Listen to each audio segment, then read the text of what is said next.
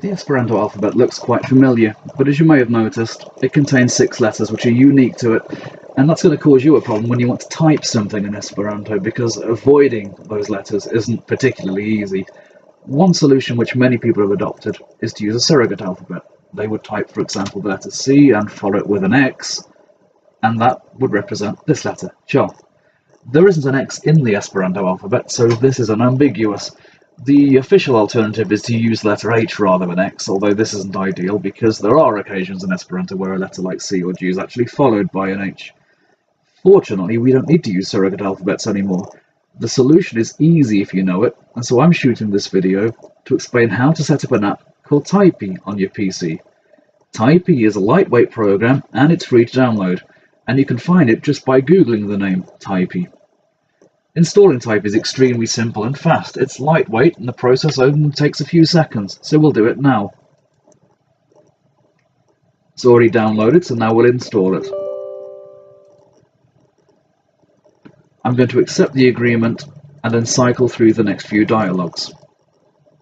And just like that, it's installed. I have the option to launch Tajpi now, and I'm going to do that because on the first launch, you're presented with another dialog box. This is simply asking you to configure the settings.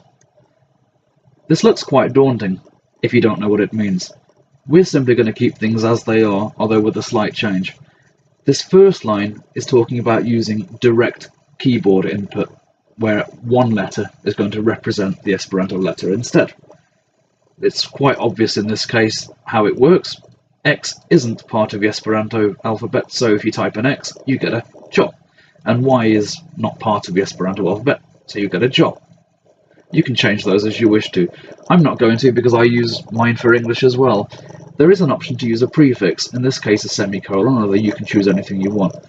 If you enable that, then following the prefix with a letter like C or a G will cause the Esperanto letter to be produced.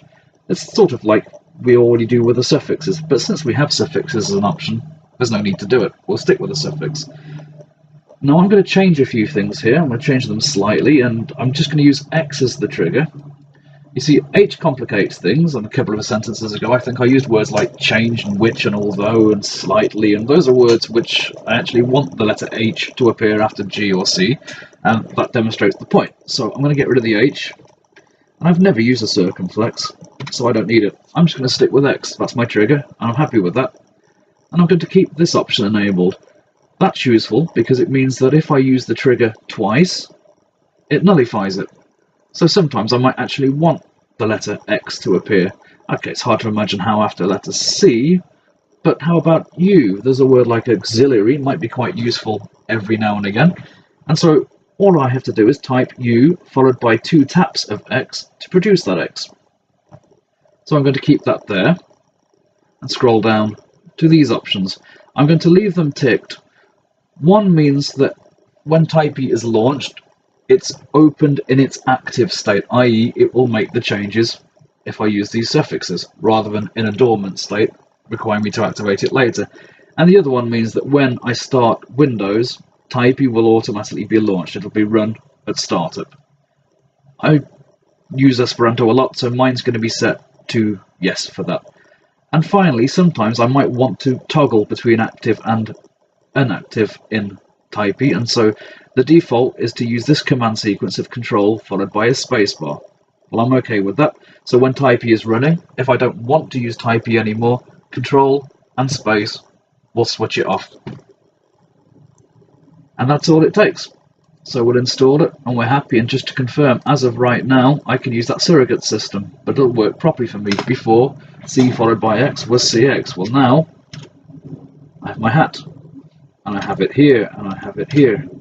And if I do want to type a word like auxiliary, I don't have to worry about this, because I had that option where a double tap produces the X. So one tap of an X produces a U, and a second tap brings it back. It really is as simple as that. So no more surrogates, just install Tajpi and it's all done in a few seconds.